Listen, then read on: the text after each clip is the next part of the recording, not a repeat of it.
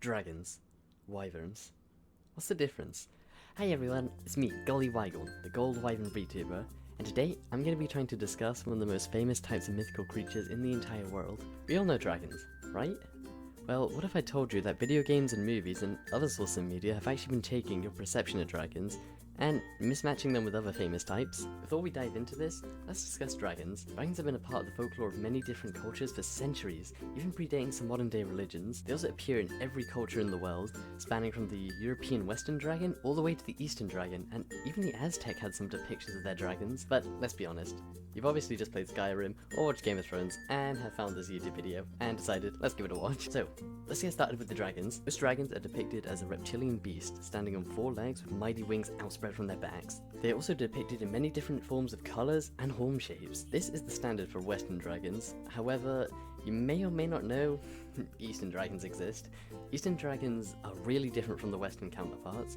They are long, elegant creatures with long flowing hair, slender bodies, and rather dapper facial hair if I must say so myself. But for the sake of simplicity, I will not be talking about the Eastern dragons today, just for the sheer fact that, well, they don't really fit into this formula. They do count as dragons, but in a different way. Now, let's get back to the Western dragons. Another key point from the Western dragon is their ability to breathe fire.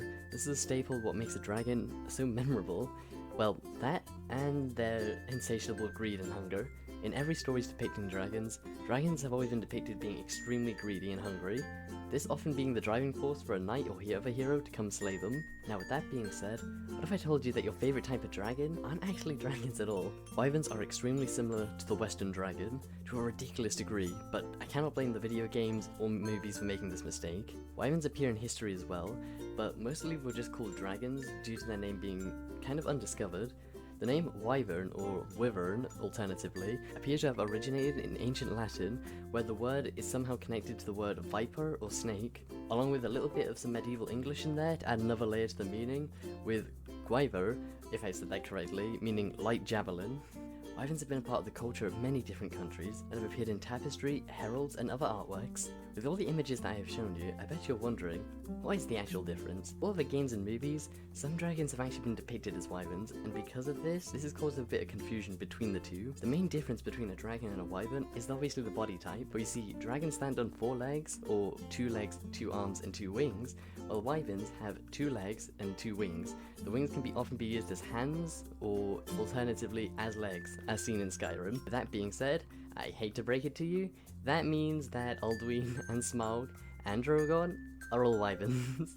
A game series that I see depict wyverns correctly is actually the Monster Hunter game series, where wyverns are actually called wyverns based on their body structure, this being seen in the Tigrex and Rathalos, and dragons are also properly called dragons, as we see in these images right here. Another very good depiction of wyverns and dragons actually comes from Dungeons and Dragons, where wyverns are depicted as their own creature and their own strengths and weaknesses. As we can see, they're actually not as smart as dragons, although they appear to keep their snake-like appearance, which is, like I said, been referenced in their name. Now, I bet you're wondering, why does this all matter? Dragons, wyverns, they're all just mythical creatures with a mild body change, so why should I care? Well, honestly, it really isn't important, but I believe it's good to understand the difference between these creatures and understand how they affected our cultures and our imaginations. Sure, a wyvern will never be as widespread as a dragon because, well, that ship's already set sail. Everybody grows up hearing about these stories of dragons and knights in shining armor, but I actually believe in shining a little bit of the spotlight on the wyvern. Shining the light on a wyvern would be a great new way to ignite the minds of storytellers and other like-minded people, to go use the wyvern to depict different themes and emotions that maybe the dragon can't. Let's be honest, dragons are scary, yes, but we cannot deny their brilliance and their elegance.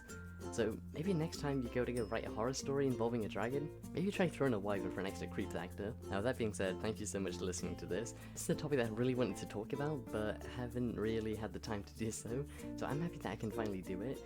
Now with that being said, I really hope you found this, and I might actually try touching some similar topics such as the drakes and the worms, if that's what you guys really want. Anyway, take care, and I'll see you next time. Peace!